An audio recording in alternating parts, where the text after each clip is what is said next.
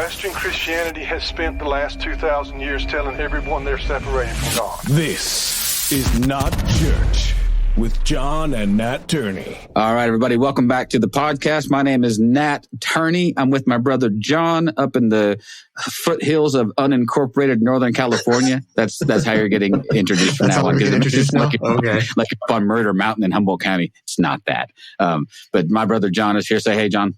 Hey, John. So we've dubbed you the new Say Hey Kid. He's the Say Hey. Nah, kid's not right. He's like the say hey geezer. But anyway, and we're glad you're here. This is the podcast. This is not church. So just in case you thought you might have stumbled upon church, nah. Or is it?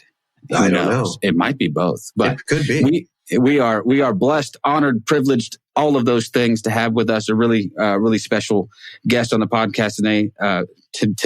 Sweet Today. Lord, John. You know what? I'm past. You read this from the.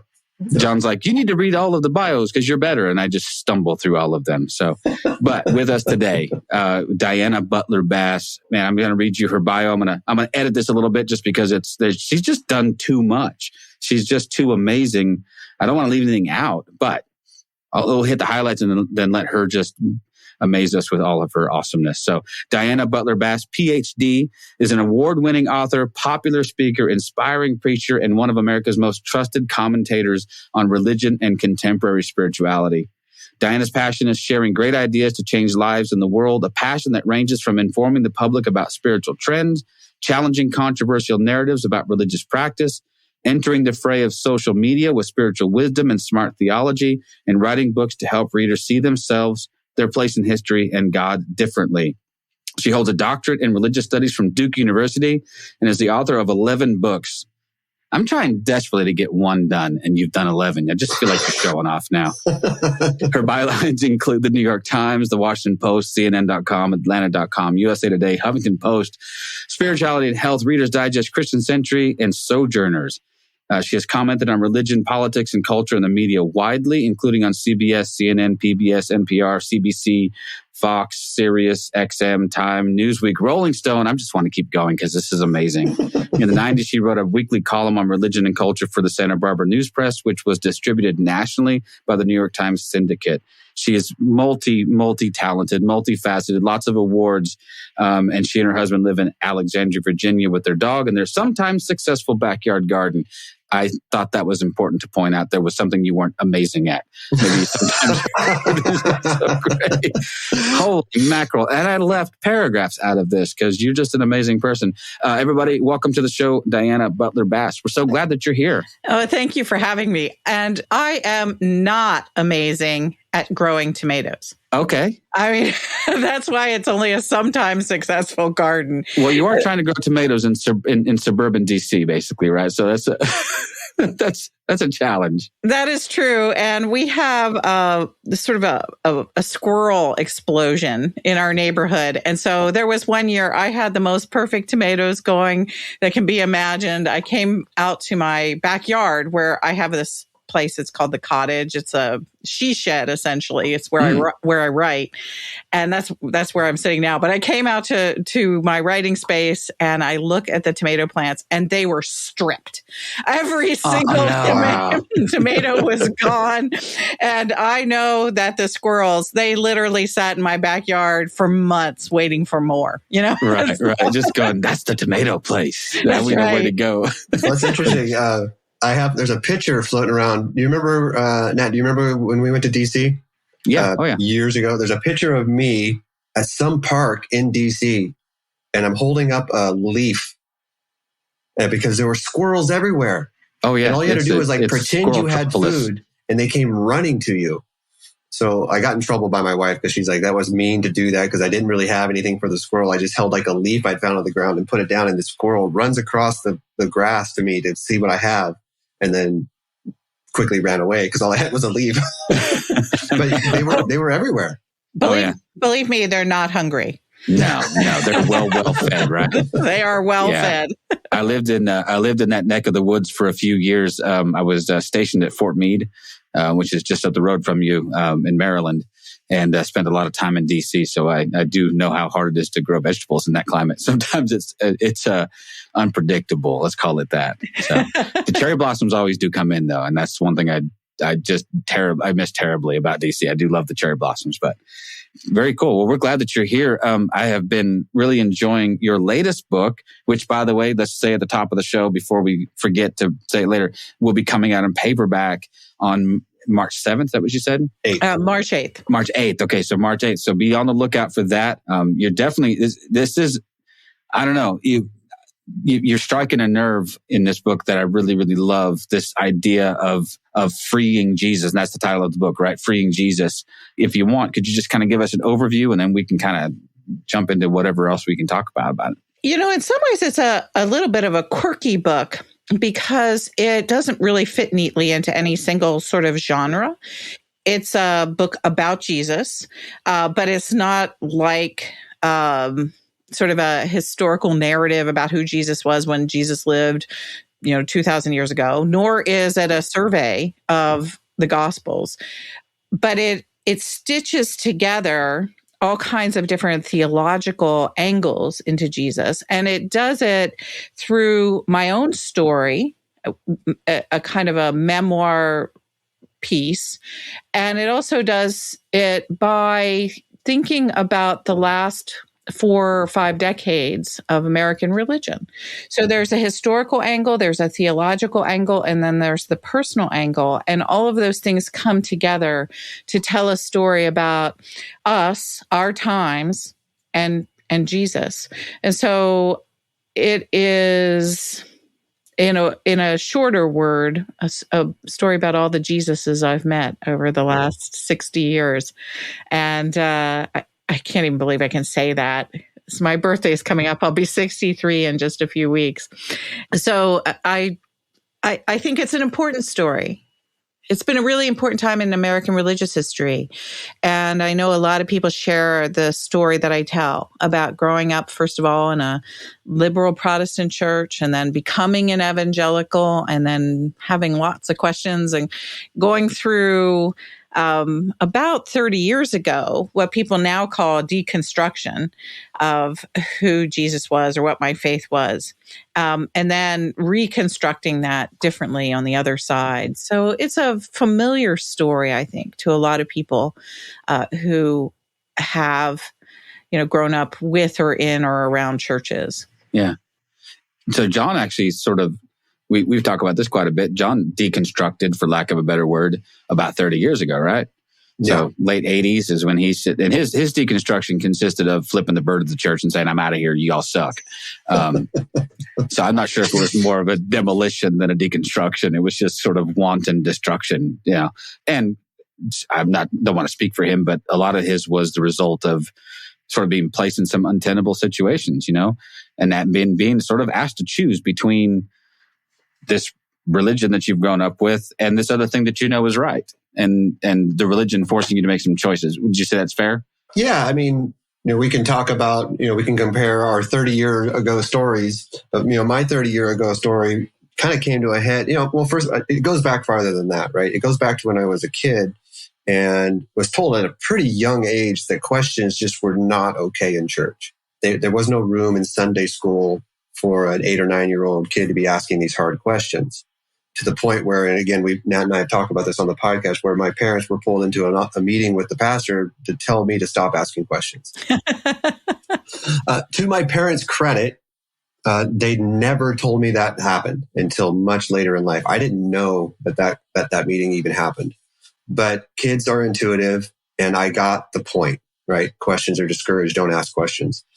You fast forward to I'm around 18, 19 years old, and these questions became too important to me to not have them be answered. And if they weren't going to be answered by church, I'd find them someplace else. Went on a missions trip that became very problematic for me.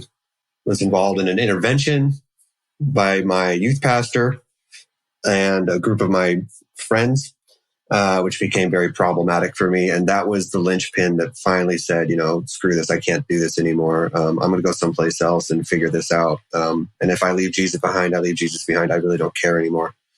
And so it was a journey of 25, almost 30 years of me trying everything but church, everything but Jesus, everything but Christianity to come.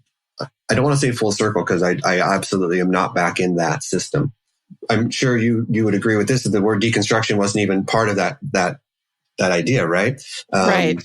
At best, I was a backslider. At best, I was someone who had lost his faith, right? Yeah. At best, I was a heretic or someone that needed to be prayed for multiple times, that someday he'll find his way back to God. Yeah, we're still praying, John. But that's kind of my story in a nutshell. It was a lot of church trauma, a lot of, hellfire, being told I was unworthy, being told that, I was nothing but a worm, sinful, deceitful above all things, that if I didn't pray and ask for forgiveness for every frickin' sin I've ever done on every given moment, my salvation was definitely in question. Listening to heavy metal music, listening to, hell, Nat and I were in trouble because we listened to Kataro, which is this like Japanese new wave. Right? You've let in the demons. Right. That was demonic. It was evil. But you were raised in like liberal Protestant churches. But I don't know if that means that those dynamics weren't still in play. Well, I'm listening to John's story, and I find points of identification, and certainly I have lots of friends that have stories that echo what John is saying, but mine was always a little different. Because I grew up in this liberal Methodist church in Baltimore City in the 1960s. And it was a church that had been founded by my great grandparents. They were among one of the first families who was there. So I grew up in this very sort of, one of my friends who is just 10 years younger than me, he refers to it as if I grew up in the Middle Ages. Because I grew up in a sort of weird America where it was a German neighborhood. Most people were just a generation or two away from having their European ancestors have come to America. It was all these little small business owners. Everybody knew one another. Everybody went to school together. Lots of families were all intermarried. People were related to each other. And so it was a lot like living in a sort of a ethnic small town in a big city. And yet, here was this Methodist church that was sort of the heart and soul of the Protestant community. Right across the street, there was a Catholic church, and everybody who wasn't a Protestant went across the street to St. Dominic's.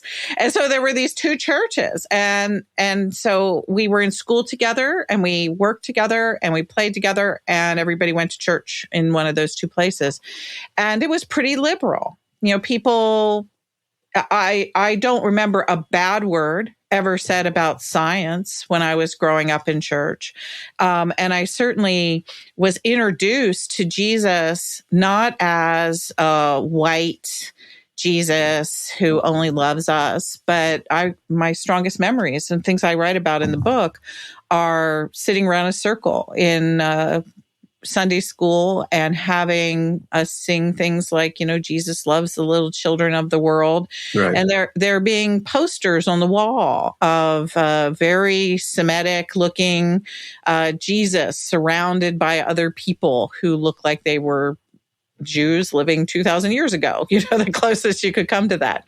And so the environment was full of thoughtfulness. It was culturally kind of conservative because it was, sort of the end of the 1950s. But all the new stuff was sort of beginning to come to play. I can remember people arguing about the Vietnam War, and I can remember the summer that the Beatles showed up and everybody was talking about that. And I can remember when some of the older kids in the neighborhood started experimenting with drugs. So all that stuff was there that we were changing. But my first background was just sort of this generous, kind of open Protestantism from the Methodist Church. And so that was my childhood. And it was, I was so foolish about it because when I got to be a young teenager, I thought that was somehow inadequate. All of the sort of the gentle, questioning, open faith that I'd inherited. And we moved from Baltimore to Scottsdale, Arizona. And in that move, my parents decided they didn't want to go to church anymore. And so they took us for a little bit to the local Methodist church, and then they dropped out. And that left me, being the oldest kid, just sort of trying to wonder, what is my spiritual life like? And I started going around to all kinds of different religious groups. I went to Catholic charismatic mass. I went to a Jewish synagogue with friends who were Jews. I went to all kinds of different churches. And eventually I wound up in a Bible church. And that's where our stories become a lot more alike, because this was in the middle of the Jesus movement. It was in 1974 and 1975 that was my first real experience of conservative evangelicalism. And when I ran into it, there was something about it. It was dynamic. It was clear. There was an energy to it and a certainty that I found really compelling. And so I started going to church there. And that changed the trajectory of my entire life. And it would be 15 to 17 really difficult, actually, years following that acceptance of the Jesus that they wanted me to accept. And so just as we go more deeply into conversation here, I always had questions too. And what was interesting about Scottsdale Bible in the 1970s is they didn't tell us not to ask questions. Questions were actually encouraged, but they certainly wanted you to arrive at certain answers. Right. And so I can remember, so here I was growing up in liberal Protestantism, joined this, fundamentalist, very, very conservative evangelical Bible church. And at first, when I was there, we had a youth group that was self-led. And that was really cool because it was this idea that young people could sit in a circle and we could teach each other the Bible. And that was powerful. But then the church got to be so successful that they thought, well, we should have a youth minister. And so they hired a youth minister. And this guy arrived from Dallas Theological Seminary. Yikes. Yeah, yikes. And so we'd have our youth group meetings, and now the church is starting to grow. It's getting a lot bigger. When I started, our youth group was about 20 to 30 people. And when this youth pastor came, it exploded. It went up to 70 or 100 young people. And that was really big at that time. And so now the church has 20,000 members. So I'm sure that that's just like some little group that they stick in a closet someplace, but it was huge. It was huge then. And so this guy came and we'd have these youth group meetings, and in the youth group meetings, everybody would be together. And then after the presentation, after the pastor did his, Bible study, they'd split the group up into halves. And the girls would go with the youth group pastor's wife, and the boys would go with the youth pastor. And nobody told me that rule because I grew up in liberal Protestantism. It's like, it never occurred to me there was a rule. And so what happened was I couldn't stand what the girls were talking about. Like spiritual dress for success. Oh, God. Yeah. Oh, my goodness. It was terrible stuff, how to bake cookies so that your boyfriend will like them. And it was just terrible. Baking biblical cookies, or whatever. And so I was just like going, I don't want to be here. And meanwhile, the boys were over in the other corner and they were talking about things like double predestination and whether or not there was, going to be the pre-trib, post-trib, or mid-trib rapture and eschatology and all these fancy words. And so I just went over with the boys and I sat there and I would listen and I would ask questions and nobody kicked me out of the group. And so finally one day the youth pastor came up to me and he said, you really ask good questions. Now, see, that's a really different thing than what John was just saying. So he goes, you really ask good questions. And I said, well, I love thinking about these things. And he said, yeah, it's really too bad you're not a boy, because if you were, you could go to seminary. Wow. Jeez. And at that point, I was really nice, and I would have never thought of swearing, but I did sort of inwardly swear. And so I said, well, what the hell is this? What the hell is this? You know?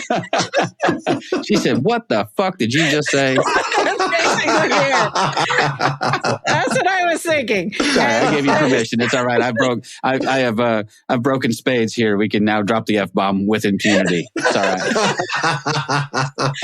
And so I literally thought to myself, well, I don't care what he thinks about whether I'm going to go to seminary. Yeah. Because it's like, if I can't go there, that's where I wanted to go. And so that was sort of the beginning of my rebellion. See, because it was that's really a fascinating place for a woman to land. Yeah. It's like questions were permitted, and exploration was actually even encouraged, but not for women. This just blows my mind, you know. And that must have been a real culture shock too, because having been raised Methodist, that probably, like you said, it didn't really occur to you that would, where's the issue with that? You know, the Methodists have been pretty forward thinking on women in ministry, I guess, since forever. Although I do notice that they have a tendency to put a lot of women in. I have a lot of Methodist friends. I deal with the Methodist Church here a lot. It seems like they always, I have a friend I have several female Methodist pastor friends. They like to give them a lot of work and put them in the smaller churches, it seems like. So right. Their patriarchy is just a little more subtle than the others. But yeah, that must have been just like, okay, yeah, like, wow, where did that even come from? Too bad you're not a boy. Yeah. Wow. And I literally did not know that there was that kind of misogyny in Christianity. Yeah. And so that was the first time I really ran into it. And eventually, when I decided that I wanted to go to a Christian college, I didn't pick going to one of the more conservative ones because I was afraid that I would run into that kind of stuff. So I didn't go to a place like Biola, which, the original name of Biola University was Bible Institute of Los Angeles. And that just sounded like trouble to me. Yeah, steer clear of anything that starts with Bible Institute. You're just going to want to run screaming from there. and you well know that in Southern California, there are a whole host of very conservative Christian colleges. So I decided to go to the liberal one. And so the liberal one was Westmont up in Santa Barbara, and it was the 70s. And I got to hand it to them in the 70s, although they have certainly become, I think, more conservative since then. When I was a student there, it was wild. And it was wide open, and just, yes, women were encouraged to ask questions. Women were encouraged to be religious studies majors. Women did pretty much everything, with only a couple of exceptions that I ran into as a student. So it was a great environment as a evangelical young woman in the 1970s. There was more opening than there would be even 10 years later in the 1980s. So.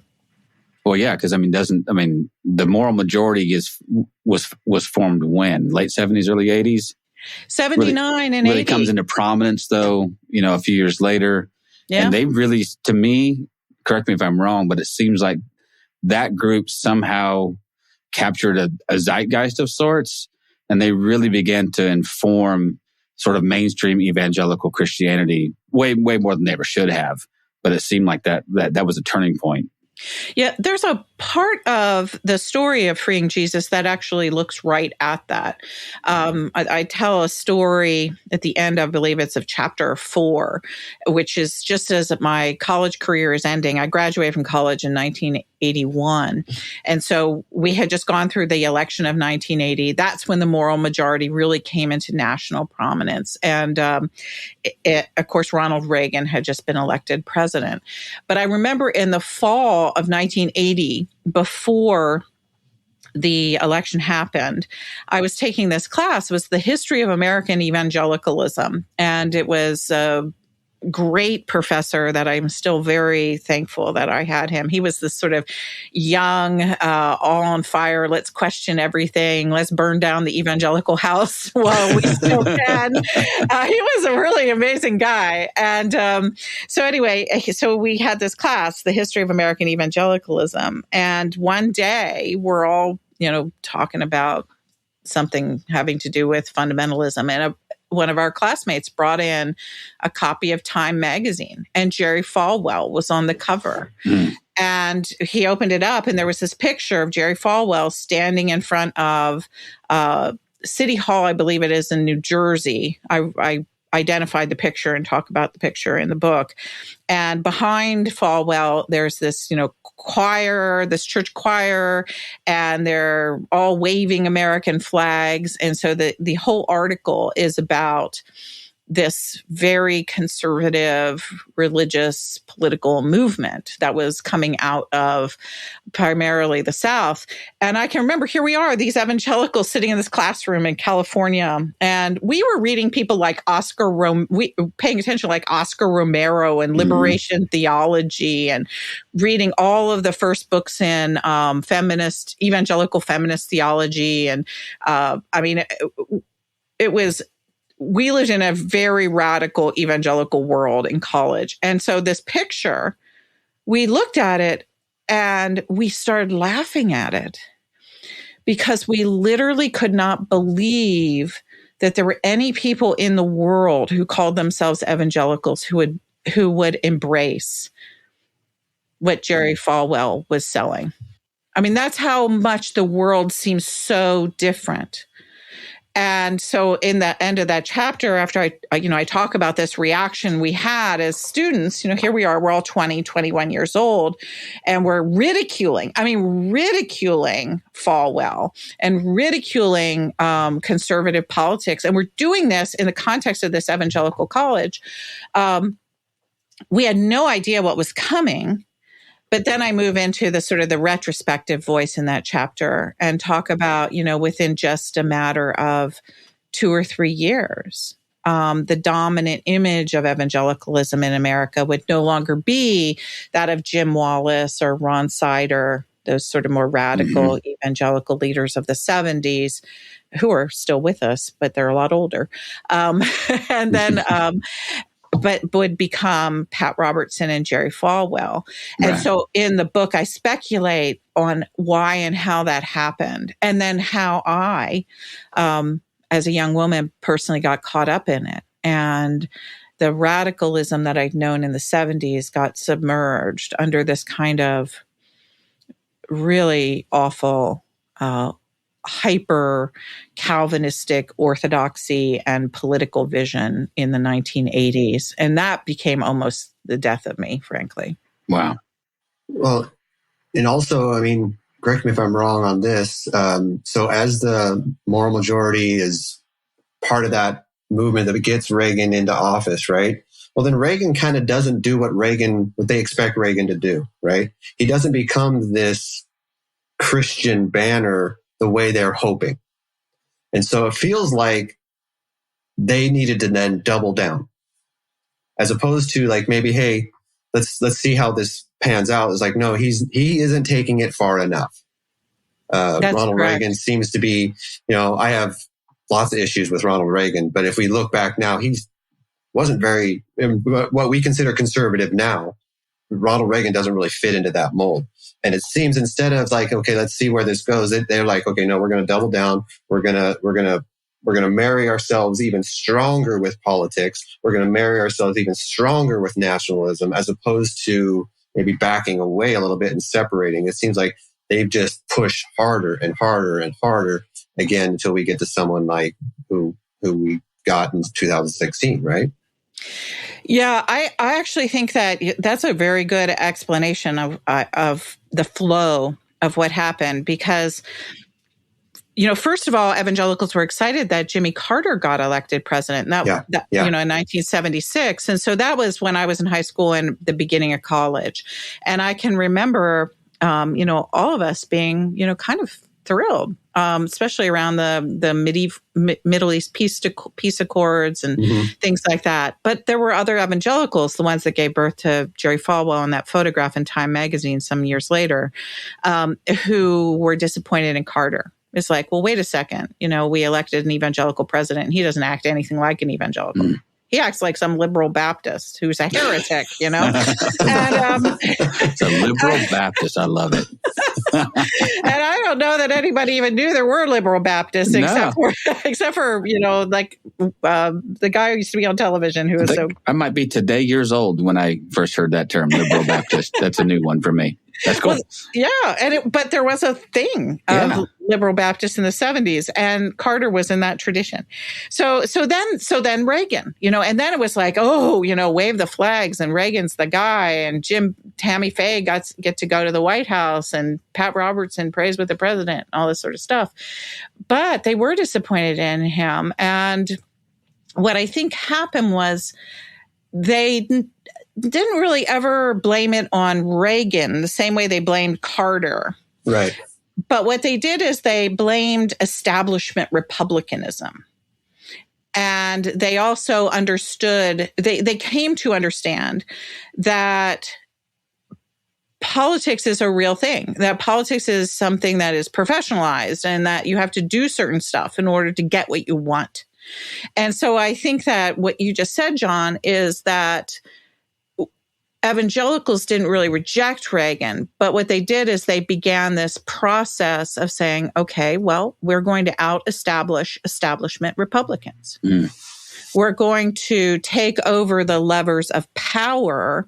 And they began they really knew after Reagan that the levers of power are more than just the presidency, that it actually means sort of, whole bunches of think tanks and political PACs and getting organized with huge donors that agree with you religiously and have massive amounts of money.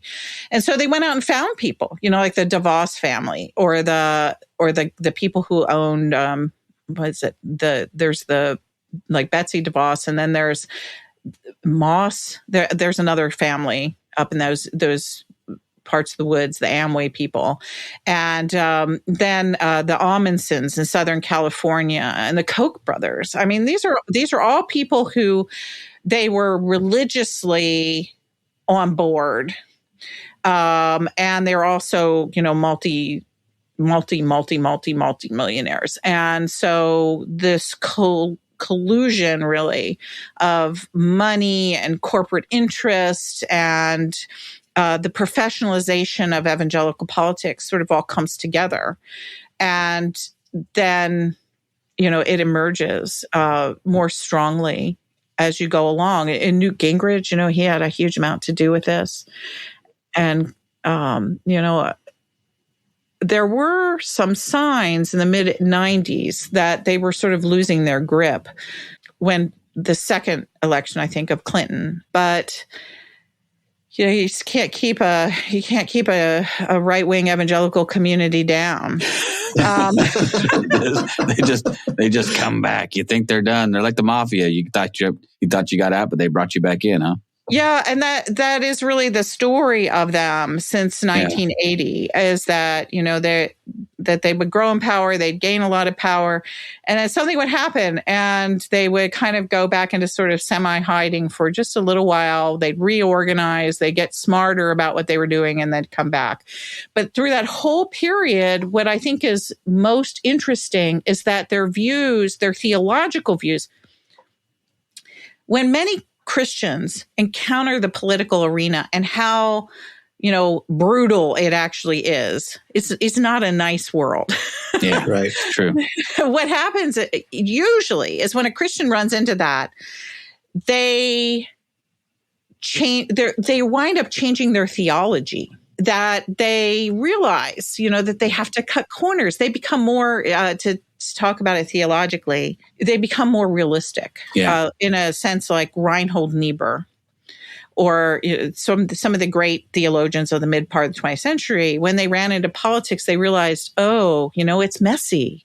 Sometimes you can't be as pure as you want to be. You have to sometimes allow for things you otherwise wouldn't allow for. And so that whole emphasis in politics, Christian realism, which was written, the primary thinker behind that was Reinhold Niebuhr, becomes very influential on somebody like Barack Obama, who clearly is a Christian, clearly is a real person, personal deep faith guy, but he's sitting there in the presidency and he's thinking, oh my gosh, what am I going to do about drones? Right. And so Obama makes a decision which cuts against his moral standpoint, because that's what Christian realism says, is that the political environment is such that sometimes you just have to modify the deepest things you believe in order to accomplish some of these other, what people consider to be greater goals. I'm not justifying his use of drones, but I'm just saying that's the kind of mentality that goes there. And but that didn't happen with the religious right. Every time they ran into something that didn't fit their worldview, they doubled down on their worldview. And so as they doubled down on their worldview, they doubled down on it once, then they doubled down on it again, and then they doubled down on it again. And so over the course of the last 40 years, they become more patriotic, more patriarchal, more racist, more nationalist, more violent, everything. And it just keeps, it's like exponential right-wingism. And sort of it has become really the worst stereotypes possible of a kind of exclusivist, warrior-based vision of Christianity that, I thought it was bad in the 80s when I got out, but now it's much worse. It's much worse. Well, it's like they fully fleshed out their own caricature. They've become, I don't know. I was raised in that. John and I were, and I stayed in it. I was firmly entrenched, pretty conservative evangelical until probably late 90s or so. I remember, I can't remember who was attributed with this saying, but somebody said at one point, show me like a 20-year-old conservative and I'll show you a man with no heart. Show me a 50-year-old liberal and I'll show you a man with no brains. That's right. I can't remember who said it or who was supposed to have said it. But essentially the thought was that as I got older, I would become more conservative. And no, and I should clarify, and I think you would agree. When we use these terms liberal and conservative, we don't necessarily mean partisan politics wise, right? That's correct. We don't necessarily mean that, because the word liberal is taken on so much, just like everything else. It takes on a lot of baggage. But when I think of liberal theology, or I think of liberal Christians, I think of the kind of thing that you described, which was, an open, more egalitarian approach, saying, listen, we don't place limits on women in leadership. We don't, and they obviously would embrace things like being anti-racist, obviously, so those kinds of things that come into play. All of which you could still potentially vote for a Republican and still be considered a liberal. It didn't mean you had to vote down party lines. John and I weren't raised that way. Our upbringing was pretty conservative, even when we were younger. We saw most of the churches I've ever been affiliated with were outspokenly political. Like it was our duty. There's a brand of, I don't even know if it's evangelicalism, but Christianity. And I always mess this name up, but it's basically, it's like Seven Mountain Dominion or Seven Mountain, what I'm talking. Yeah, I do know what you're talking about. Mm-hmm. Bethel in Redding, California is one of these churches. They're not the principal or anything, but I know they ascribe to this theology. But basically the seven areas of influence that Christians are supposed to go in and overtake. Like we're supposed to infiltrate into arenas of politics and entertainment and education. And I can't remember what all seven of them are. But that's the idea, is that as Christians, we're meant to dominate. We are meant to be in control. And it's very, very much a sort of manifest destiny sort of driven ideology, right? And that's where the first church I was ever really on staff at, that was what we preached all the time. We weren't just encouraged to be involved in the political process. We were supposed to get Christian politicians elected. And we were supposed to start at a grassroots local level. Hey, get your school board, get your civic leaders, get your mayor, and then we'll move out from there, right? So, but very, very much what we just talked about with our previous guest, in my mind, anyway, very, very much an antichrist type of thing, like setting ourselves up as collaborators with empire in order to get a little piece of the pie, Yeah, what you're describing is a sort of a theological movement that started out in very arcane fashion in California in the 50s, 60s, and early 70s. And it was called Christian Reconstruction.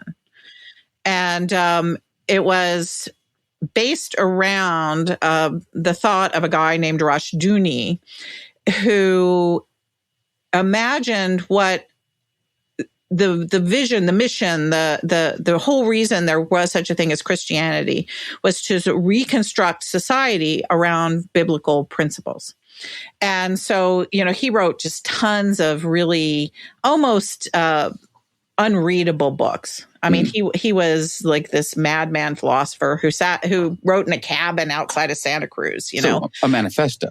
Yeah, I mean, it's kind of like the Ted Kaczynski of Christianity. He was the first Unabomber without the bombs. no bombs at that time.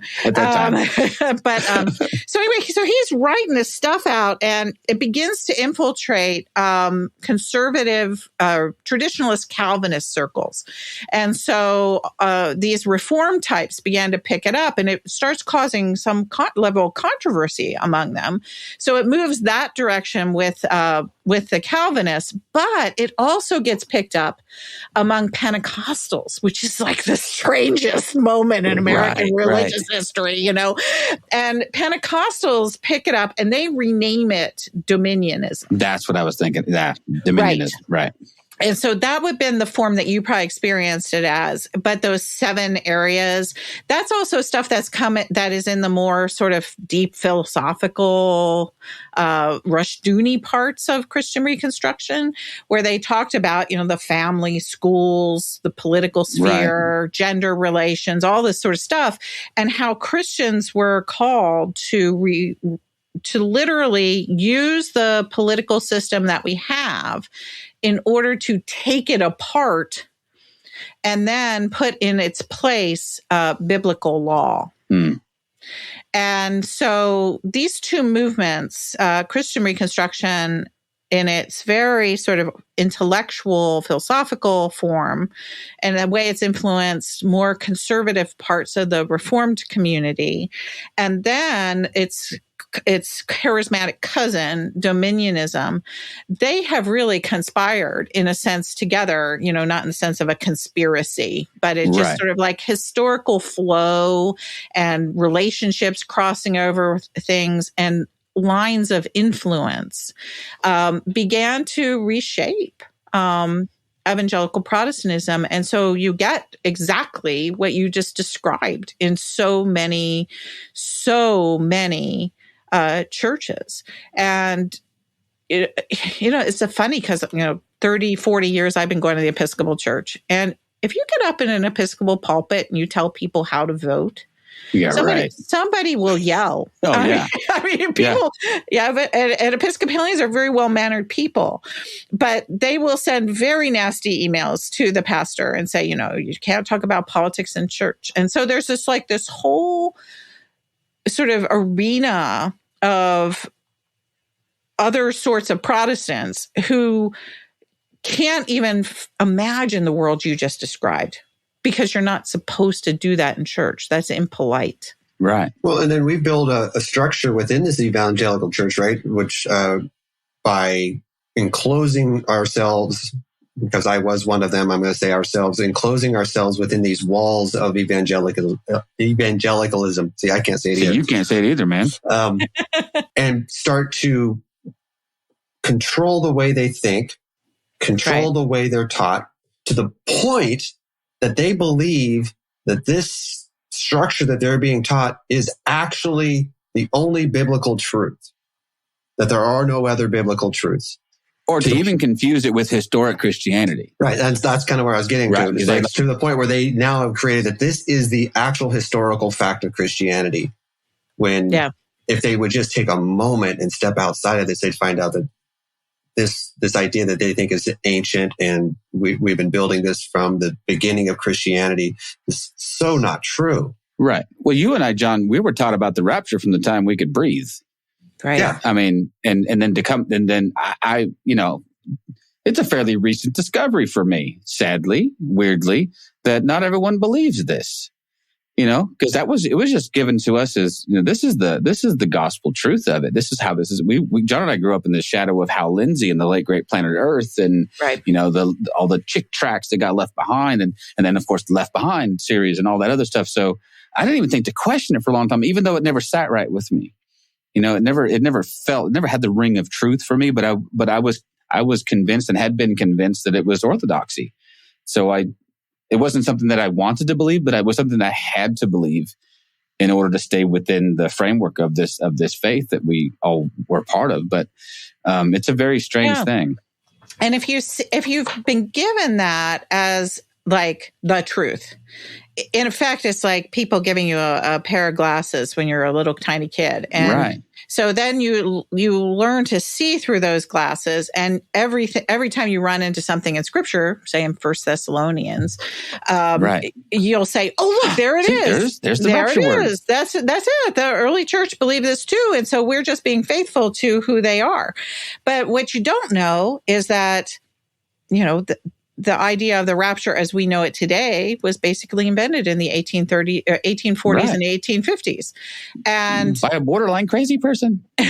John Nelson Darby. Well, and he picked it up from the Scottish, I always forget her name, but there was a Scottish woman who began writing about some dreams and visions she'd been having. And then he picked it up and he popularized it when he put it in the Scofield Study Bible. And all of a sudden, doesn't it just show the power of repetition, though? And not just repetition, but the power of influence to make it seem like, oh man, this has always been this way. This is truth. Yeah, and it's always been this way. And so that it hasn't been. It's been that way for about 150 years. Right. And mostly only in the United States. Yeah, and mostly here only among evangelicals in the sense that we're using that word now. I mean, in mainline Protestant denominations, they don't teach this stuff. Methodists don't buy off on this. No. Episcopalians sure as hell don't buy off on it. No. So, but we think y'all are heathens anyway, so don't worry about it. So there's this whole swath of mainline Protestant denominations, and I think that's one of the interesting things that's the consequence of the fracturing of the Protestant church, right? I mean, it begins with obviously the Protestant Reformation, but fast forward to its most insane conclusion, and we have 40-something thousand Protestant denominations with people, forming their own little groups of churches that never fall inside the structure of any other mainline denomination, and they end up being the ones with a lot of political influence. They end up being the Independent Baptists and all these other folks that make it seem like the whole of Christianity believes this thing. And then you find out there's an entire Catholic Church that says, nah. that's a billion people or whatever it is. Probably not a billion, but there's a whole lot of, so you start actually doing the math on how many people are in the Episcopal Church, the Lutheran Church, the Methodist Church, it's a lot. And you find out we're in the minority, I think, by a long shot. But we're loud. Right. And what happened, of course, is that it was very effectively taught through Bible camps, the Scofield Reference Bible, which became one of the biggest selling Bibles of all time in the English language, Sunday school sorts of training camps. What happened was in the late 19th century, this became popularized not just by individuals, but there was a whole complex of institutions that developed in order to teach exactly what you eventually would come to believe is orthodoxy. Right.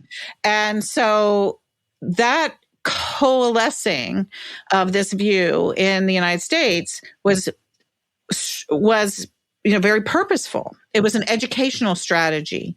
It was a preaching strategy. It was a church growth strategy, and it worked. And then it became a missionary strategy.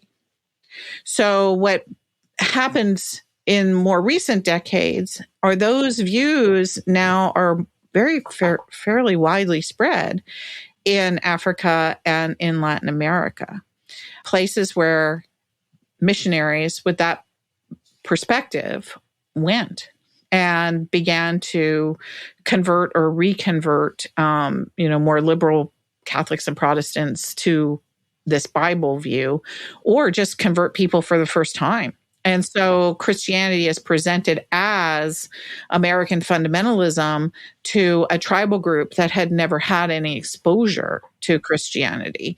And so then, of course, they think it's true. And so it's become a very global movement at this point.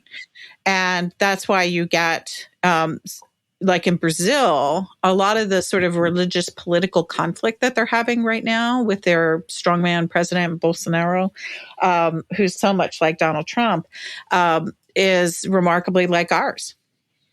And so it's a really sort of interesting moment where American fundamentalism is a global movement. And it's not the majority of Christians around the globe, but it's a noisy, well-formed group of Christians that share the same theological worldview. And that you can't say that about Lutherans, Catholics, Methodists, Episcopalians. They share so many, what do they share? God exists. Yeah. No, I was in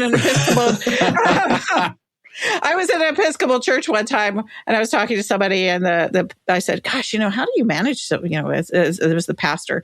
How do you manage a congregation with so much diversity? And the pastor just sort of looks at me and says, "Oh, if I could just get everybody here to believe in monotheism." So the bar has been set really low, and we haven't gained it yet. That's right.